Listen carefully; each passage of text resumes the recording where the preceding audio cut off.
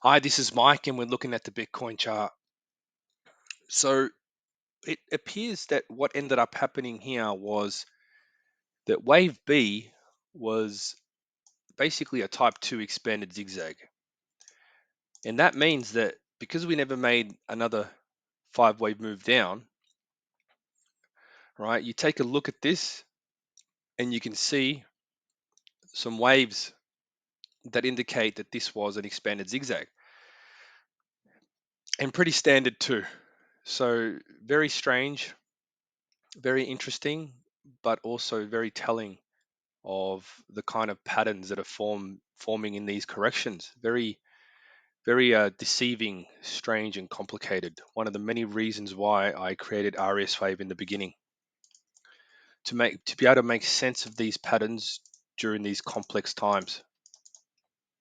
So what's happened since then is what I believe is a weak 5 wave move for wave C. Right, so I'll just take a label here just to label it for visual purposes.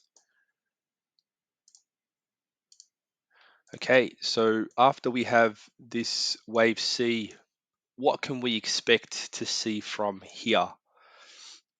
Okay, now I believe this is completed, right? The first move up was a zigzag, we know that. But then how did the rest of it pan out? So I think what happened was we had a 1, 2, 3, 4, 5 and done. Now, what I think is going to happen next is going to be a little bit of a tricky thing. So it's possible, yes, that this could go down 5 waves, etc., but not 100% sure on how that will uh, happen.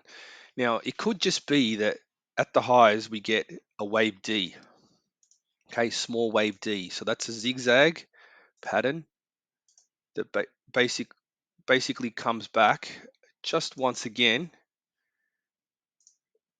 like basically like this D and 5, right?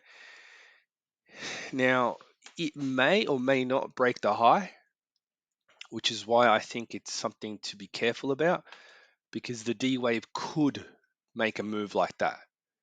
Now, typically it won't, because of, there's other factors too in technical analysis, like trend line breaks, that sort of thing. But the market doesn't really care too much about your trading abilities, right?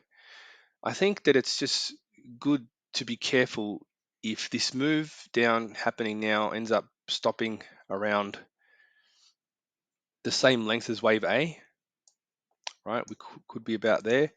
If it looks weaker at all, then potentially you could see a little bounce for wave E, right? Because these DE patterns happen at the highs. They can happen in very small degree.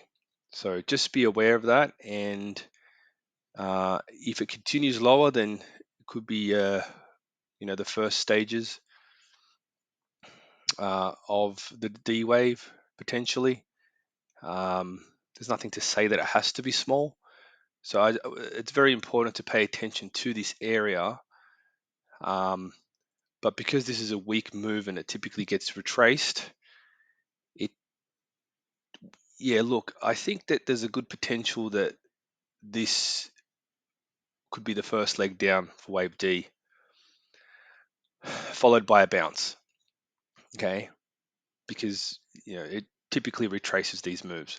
But just be aware that that can happen. It can come back, and that's when you basically wait for a break of the low and go short.